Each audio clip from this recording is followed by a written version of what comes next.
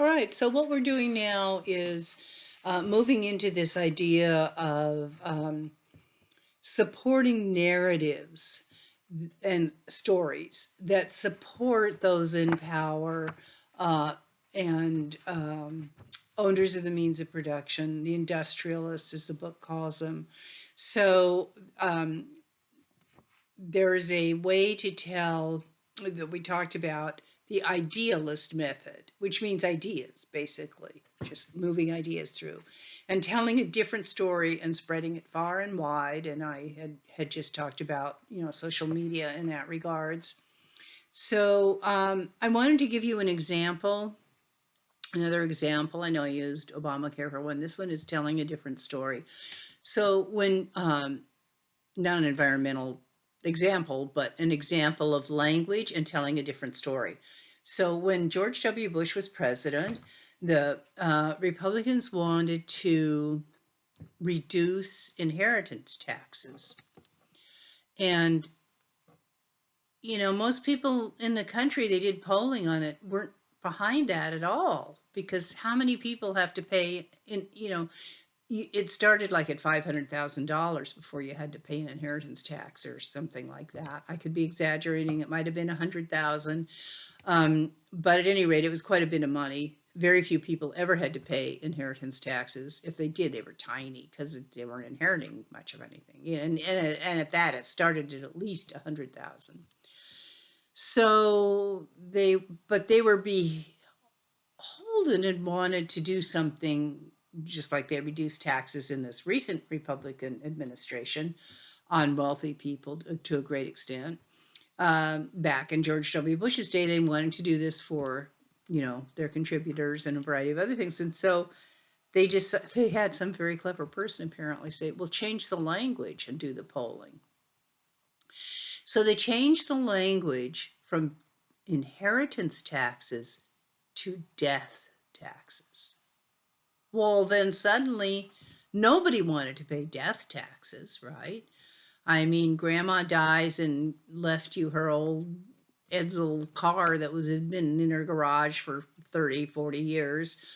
My God, death taxes, you're going to have to pay taxes on it. Well, you weren't, of course, because it still started at, whatever six-digit figure it started at that you had to pay taxes on, the value of something.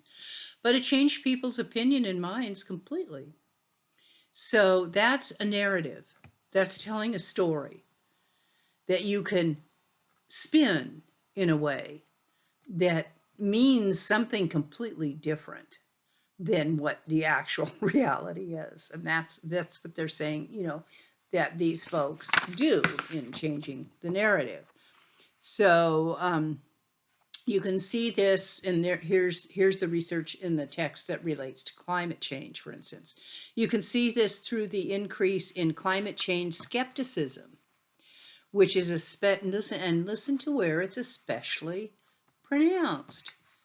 It's especially pronounced in countries that are producers of fossil fuels. Okay. Let me repeat this. Climate skepticism, not believing that the climate is really warming up, is especially prevalent in those countries, excuse me, that produce fossil fuels.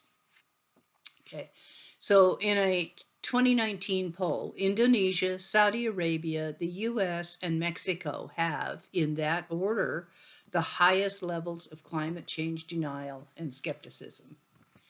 Now, it's not accidental, as you might imagine, that the highest producers of fossil fuel are the greatest deniers, because industrial interests in those countries work very hard and effectively to use climate change as a wedge issue to create doubt.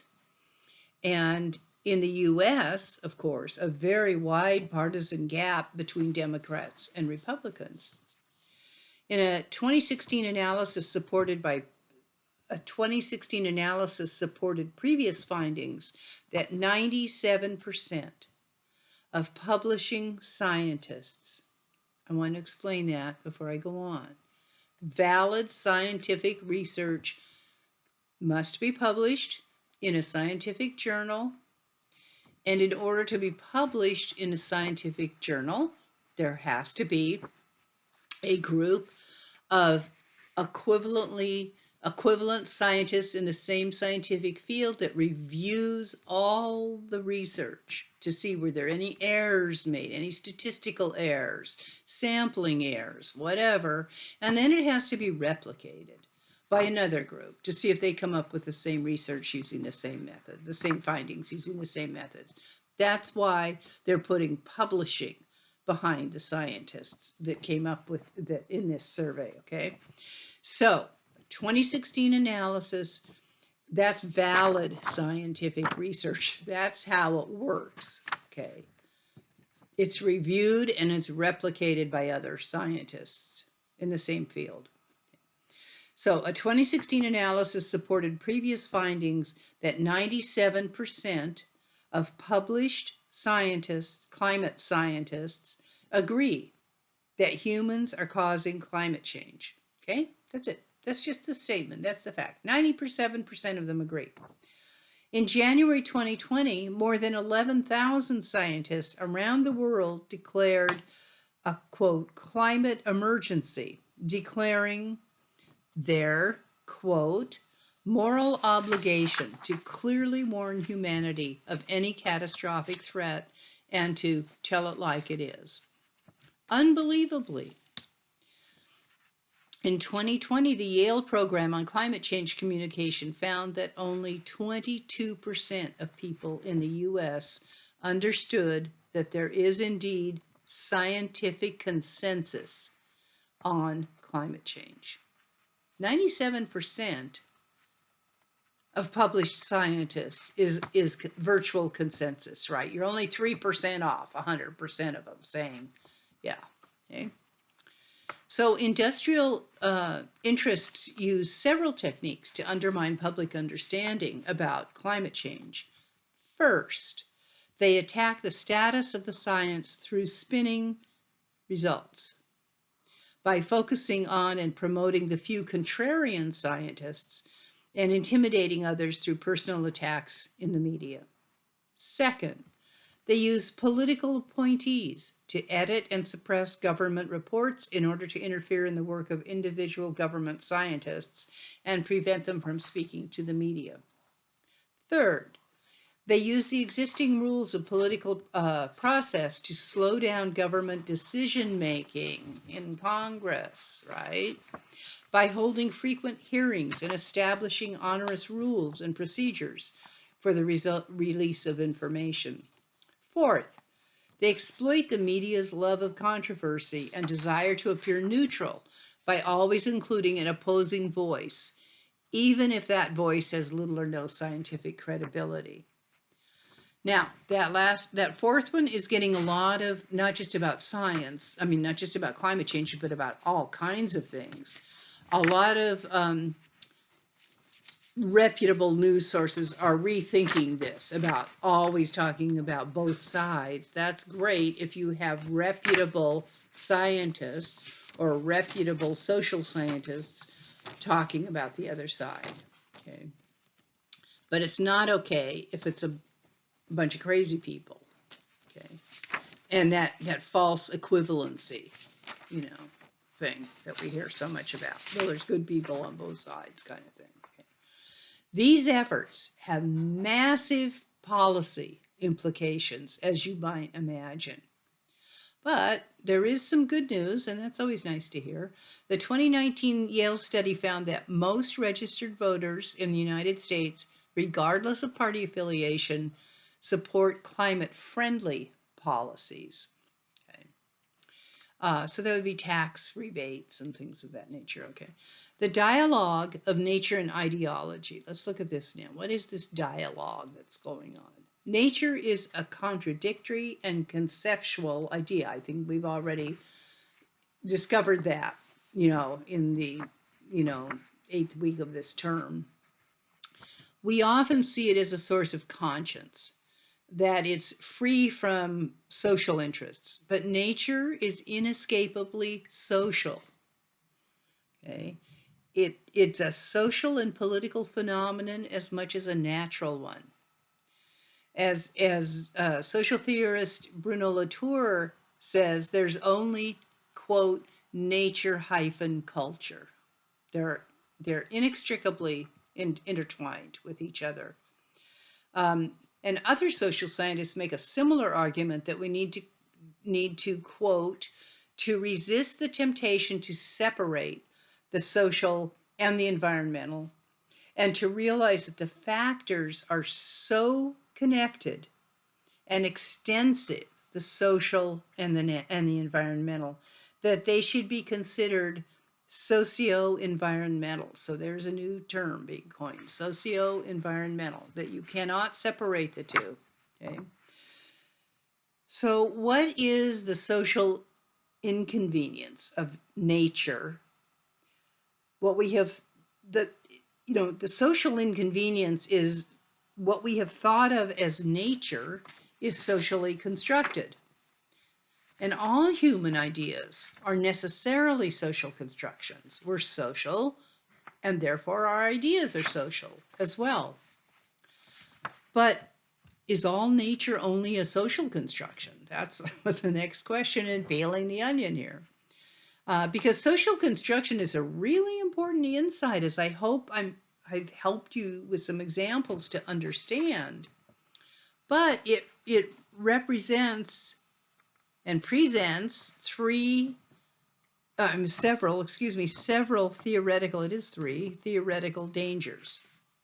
And those dangers I've just tried to explain to you with the examples of Obamacare and the death tax versus inheritance tax. Is it bamboozles people, basically, right?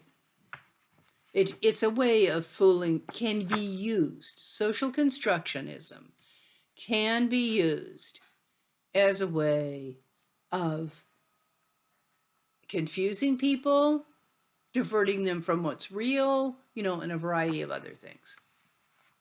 So it can become a sort of universalism or truism itself, because everything can be reduced to a social constructivist idea.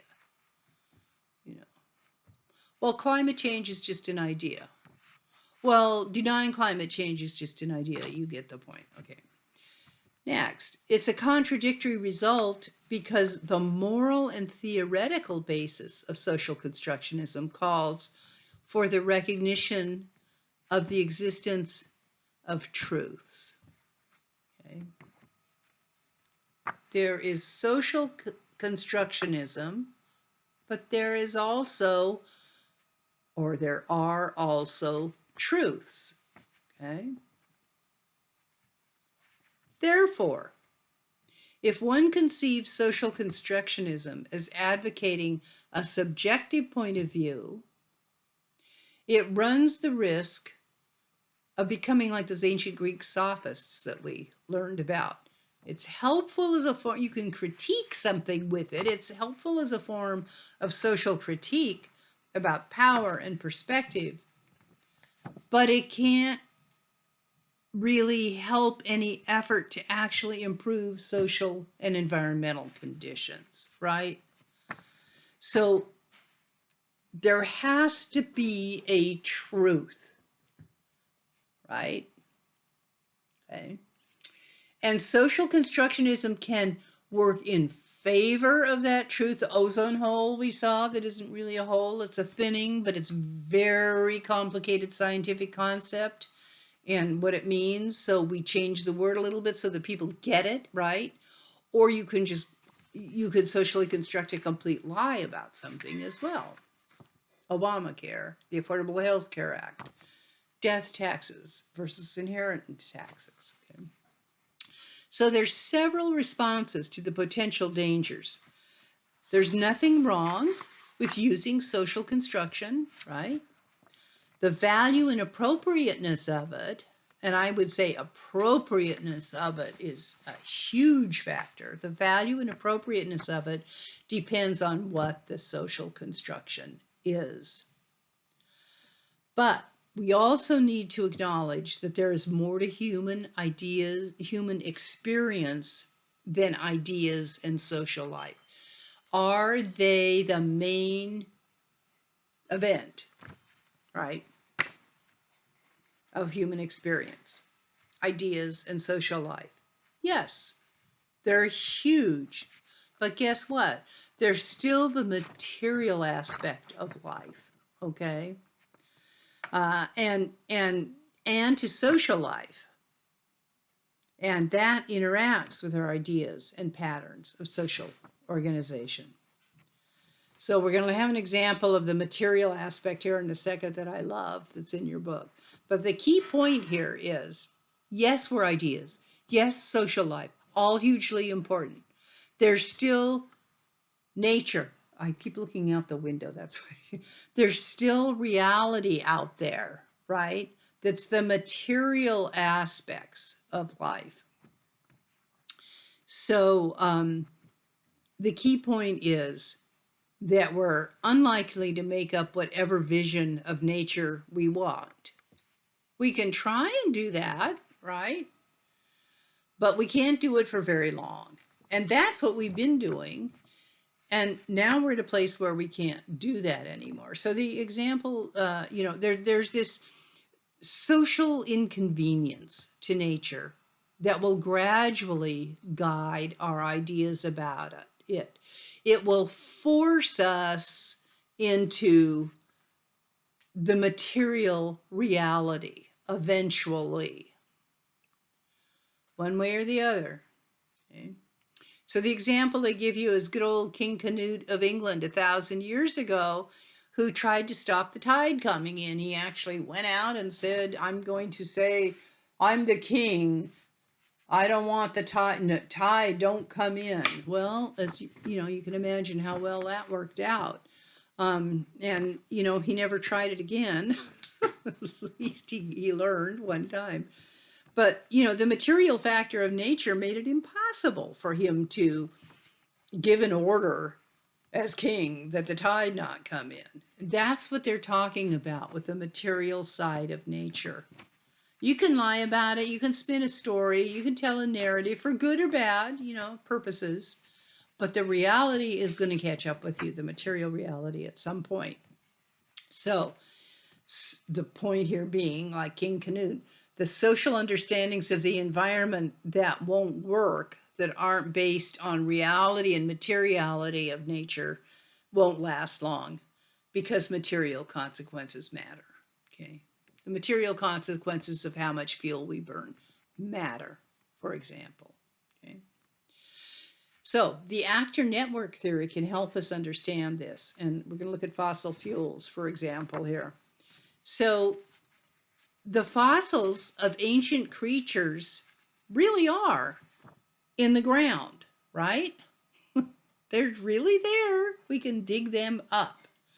Okay, and they change from lower rock layers to higher, more recent ones. Okay, so if you don't agree with Darwin's natural, selection, the material existence of fossils is pretty inconvenient, as the book says, So think about the people who believe that the Earth is only 5,000 years old. Well, gee, you've got the material evidence of layers that are 10 plus many thousands of years old, hundreds of thousands of years old. How old is fossil fuel? The layers at which that comes from, right? So it's inconvenient to people who want to believe the Earth is only 5,000 years old. Man, finding out that the Earth was round was real inconvenient to the people who thought that the Earth was flat, too. So that's what they're talking about, the inconvenience of, material existence of things is inconvenient to people. And Darwin was changed. He was changed by his interactions with fossils and finches and other, remember we're talking about the actor network theory. So he was changed by fossils and finches who were actors in this process, and other actants, as they're called, in the network that was created and helped create the theory of natural selection. It was an actor network theory.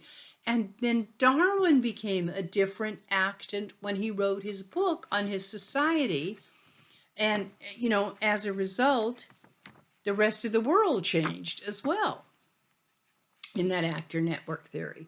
Now, this next part is something that's so important, and it's a beautiful word, resonance. Okay.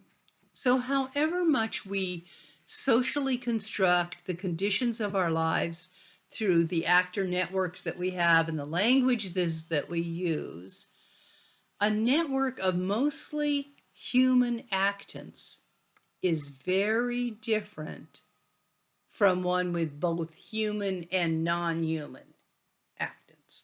Okay.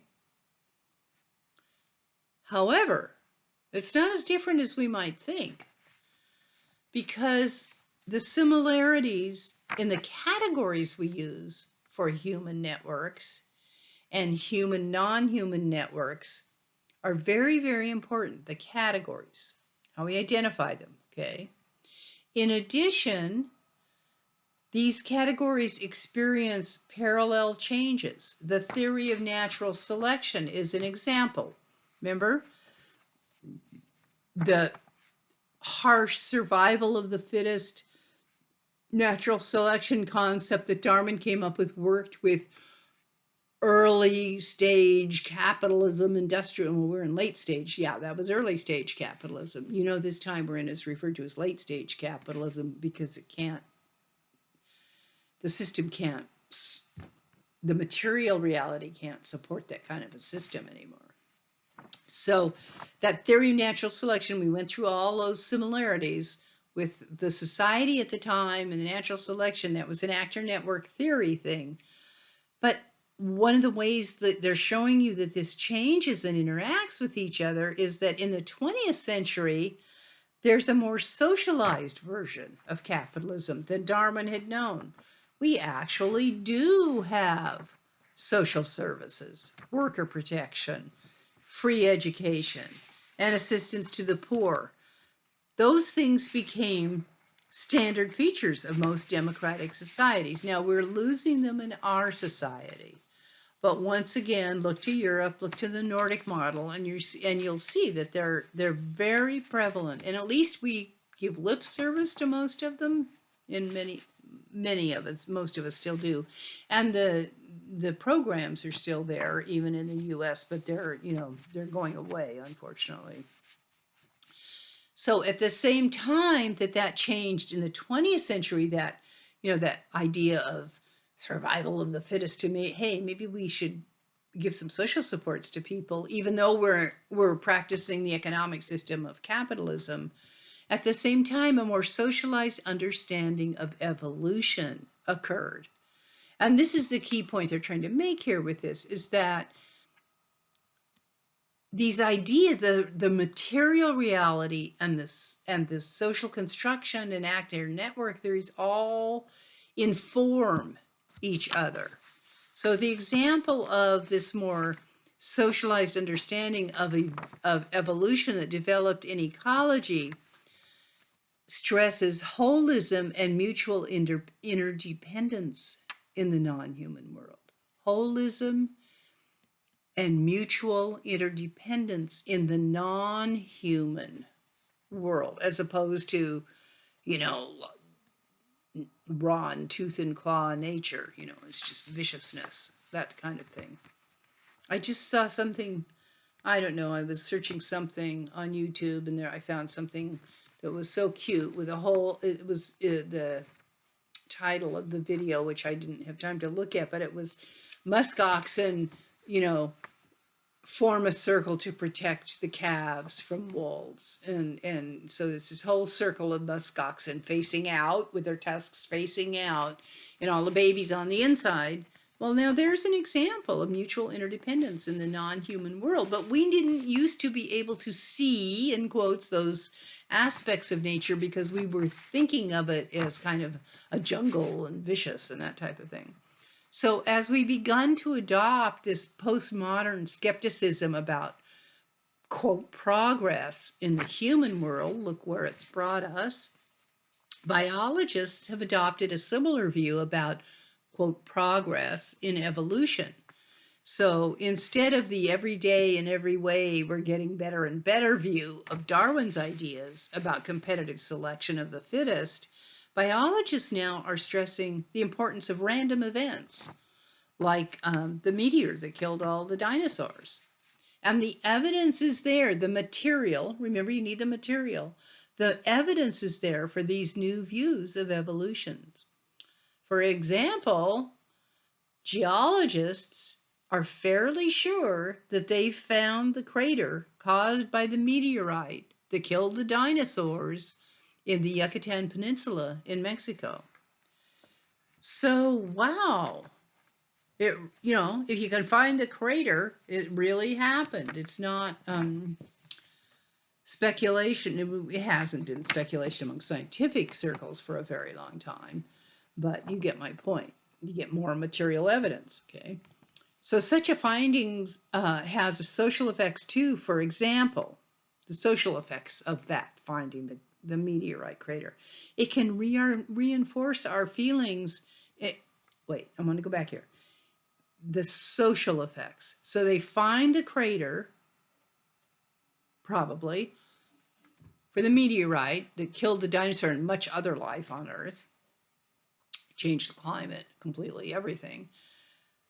That finding is a physical material finding, but it can have social effects as well as what they're saying. For example, it can reinforce our feelings that the direction we're heading may not end well. Okay. There are things beyond our control. That's scary enough. But to let things that are within our control, i.e., climate change and a variety of other environmental issues, go.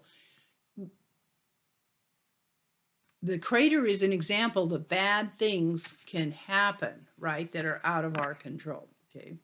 And it fits, therefore, and promotes our current sense of anxiety, which I think we're probably all feeling all over the world. I think right now in the U.S., probably greater than many certainly industrialized Western nations.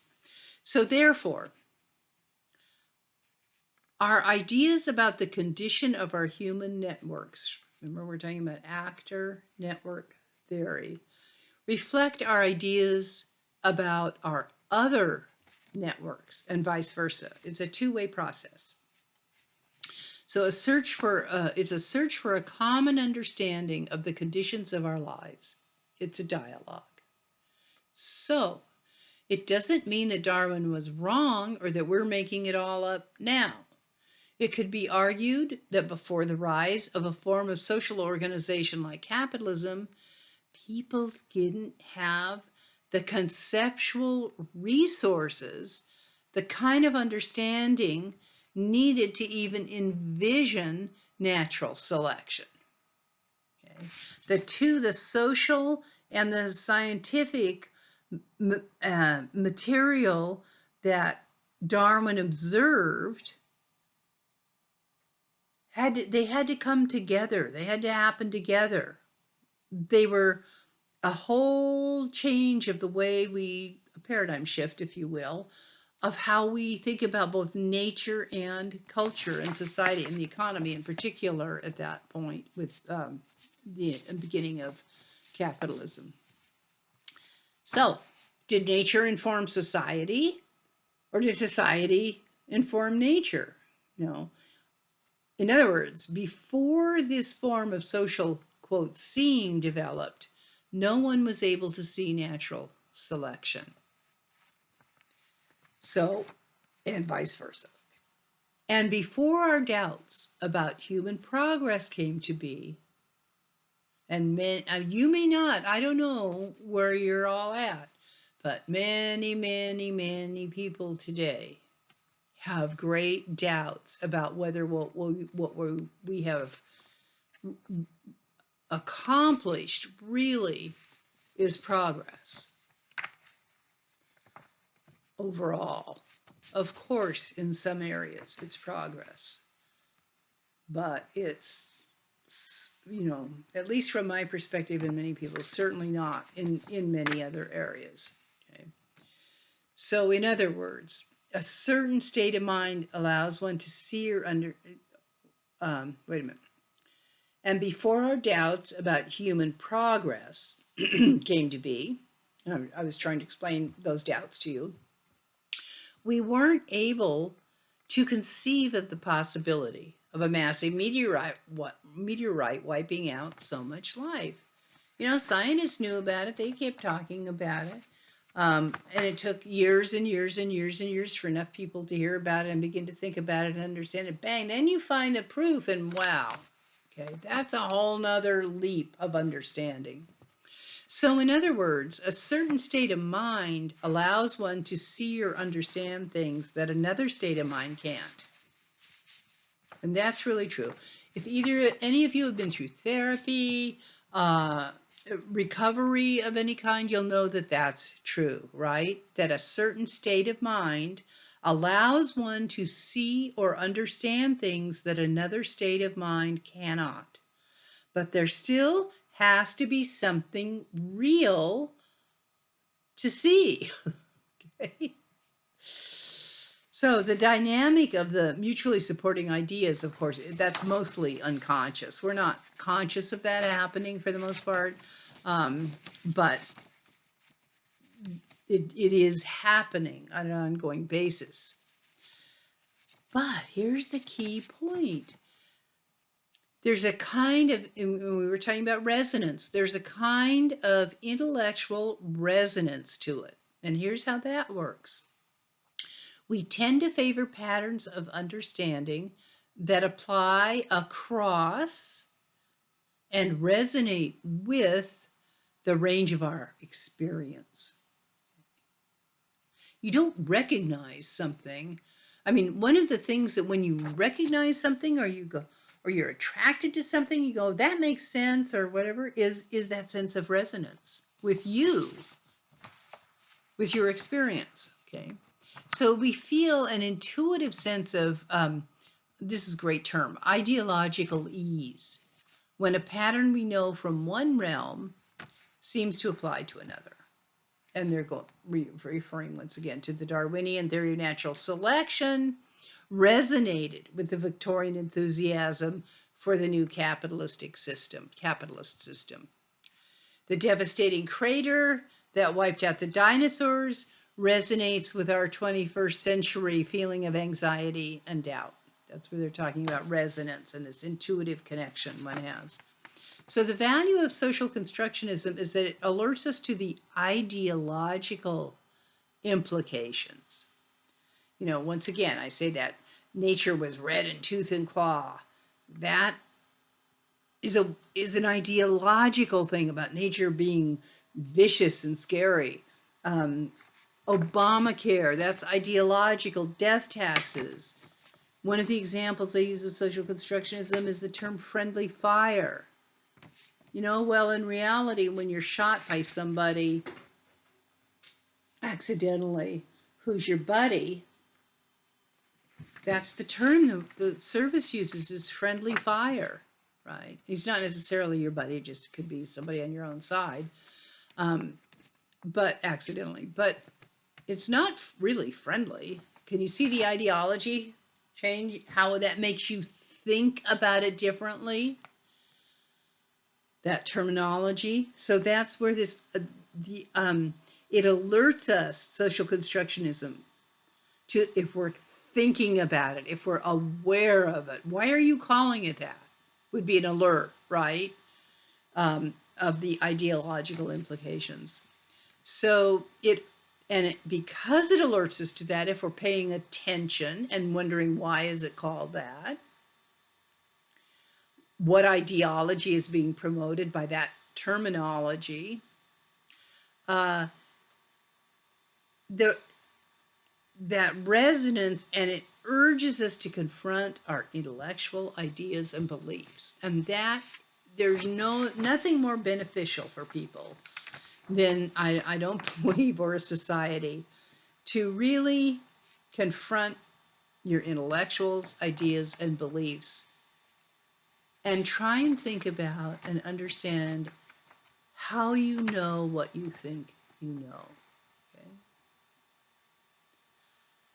And don't be manipulated by false resonance or, concepts with ideological implications that are false in themselves. So the answer to the question, to get back to nature, what is nature, is that everything in it is and everything isn't. Both are true. Nature's inescapably a human conception, and humans are inescapably a conception of nature. If we construct nature, then nature constructs us.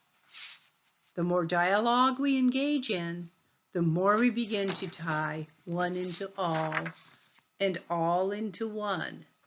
And having said all of that, it's important to remember that there are still material and real aspects to nature and to our lives.